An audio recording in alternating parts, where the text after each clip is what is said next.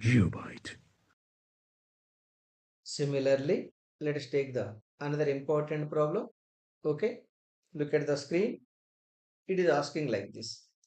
A projectile is fired with a velocity u, making an angle theta with the horizontal. What is the magnitude of change in velocity when it is at the highest point? It is like this.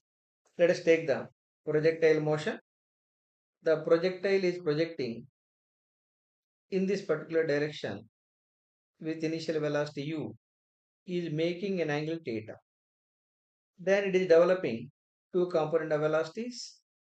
This is the horizontal component of velocity ux equal to u cos theta, and vertical component of velocity uy equal to u sin theta. Okay.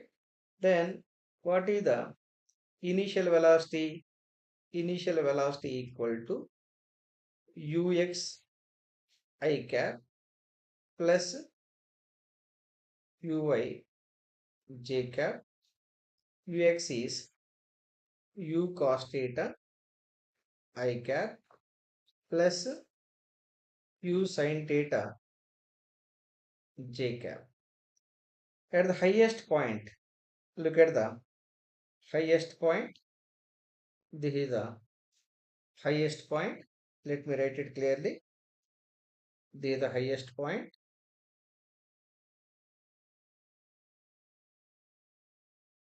At this highest point, there is a horizontal component of velocity. This is the ux equal to u cos theta only. Horizontal component of velocity cannot be changed. Vertical component of velocity at the highest point. Vertical component of velocity at the highest point is uy, that is equal to 0. Then final velocity equal to ux I cap plus uy j cap at highest point. Highest point. At the highest point, the vf equal to ux equal to what? U cos theta I cap plus uy 0. Vf equal to u cos theta I cap only. Then the change in velocity. Change in velocity vf minus vi is equal to, look at the vf, u cos theta I cap plus u sin theta j cap minus u cos theta I cap. Okay, this u cos theta I cap is cancelling. Finally it is equal to, finally it is equal to, actually final velocity minus initial velocity in 1 minute. Here final velocity should be very careful. Here final velocity equal to u cos theta I cap minus initial velocity is this one, minus u cos theta I cap plus u sin theta j cap. So this u cos theta I cap is cancelled, minus u sin theta. Just magnitude we can take it.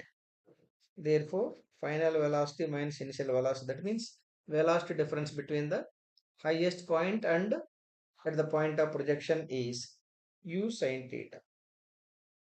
U sin theta. That is the answer. Look at the options. Option C is absolutely correct. Understood clearly? Yes.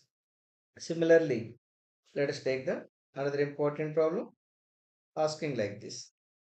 The velocity and acceleration vectors of a projectile undergoing circular motion is v bar equal to 2I meter per second and acceleration 2I cap plus 4J cap in meter per second square respectively at an instant of time. It is like this. The particle is undergoing for circular motion. Particle is undergoing for circular motion.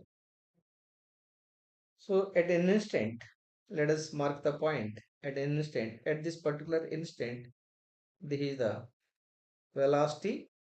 Velocity is 2 I cap, and tangential acceleration, this is the a bar equal to actually tangential acceleration I cap plus radial acceleration j cap. Now let us compare with the given value 2 I cap plus 4 j cap. From this we can write that tangential acceleration is 2 meter per second square, and radial acceleration is acting towards the center of rotation. This is the radial acceleration. That radial acceleration, let me write it clearly. That radial acceleration here equal to 4j meter per second square. Meter per second square. Acceleration is in meter per second square. Then the radius of the particle. You are asked to decide radius of the circle. Radius of the circle or radius of the circular path. As you know, the radial acceleration equal to v square by r.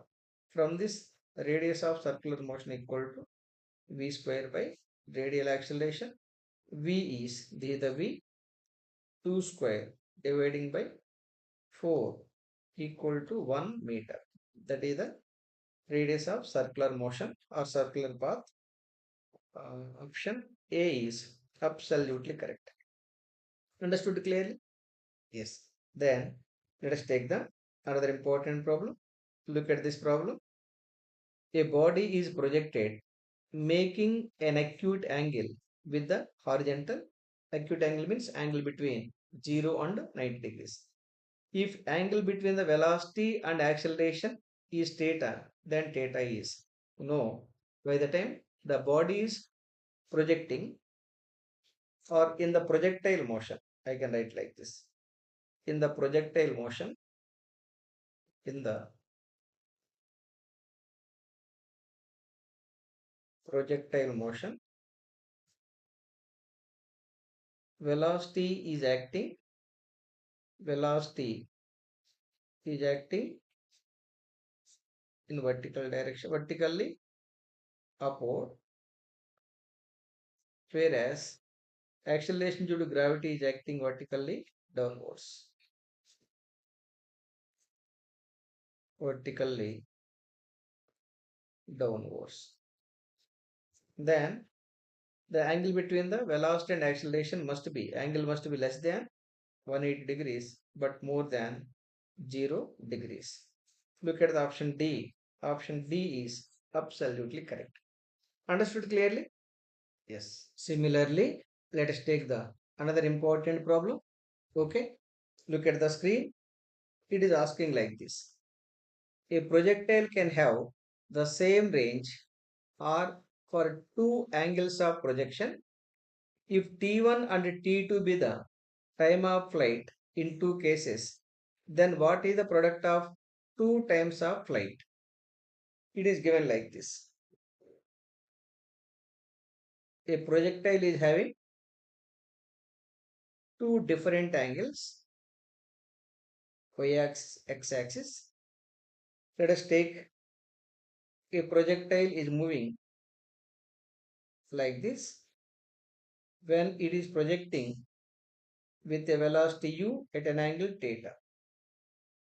Then time taken by that projectile or time of flight for that projectile is t1. Range is r. And another projectile is projecting like this,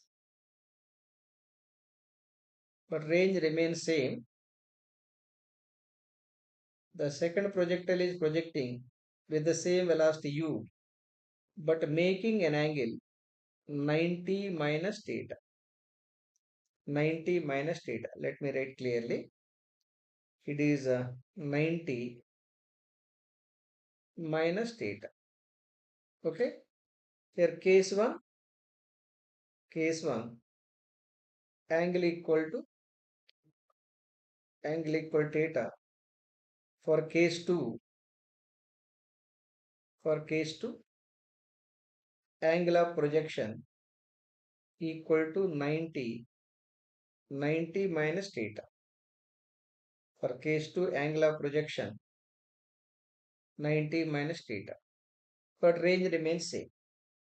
Then it is given clearly the time of flight for the first case is t1 and for the second case is t2. The time of flight for the first case t1 equal to 2u sin theta by g. Okay. Whereas the time of flight for the second case 2u sin 90 minus theta divided by g. Okay. It is equal to 2u sin 90 minus theta equal to cos theta divided by g. So let us take another slide. It is given like this. T1 equal to 2u sin theta by g and T2 equal to 2u cos theta by g. Okay. Then what is the product of these two quantities? T1 into T2 equal to, I am directly writing 2u sin theta by g into 2u cos theta by g. Simplify this part. It is equal to 4u square sin theta cos theta divided by g square can also be written as 2 into u square by g into 2 sin theta cos theta by g. It is equal to 2 by g into u square into 2 sin theta cos theta sin 2 theta by g. As you know, range are equal to u square sin 2 theta by g. Therefore, it is equal to 2 by g into r. So that is the product of T1 and T2. From this, I can conclude that product of T1 and T2 is proportional to range. That is the answer. Look at the options. Look at the option A. Option A is absolutely correct. T1, T2 product is proportional to range. Understood clearly? Very, very important problem. I am marking as 5-star problem. Means this kind of problem may be repeating. Okay.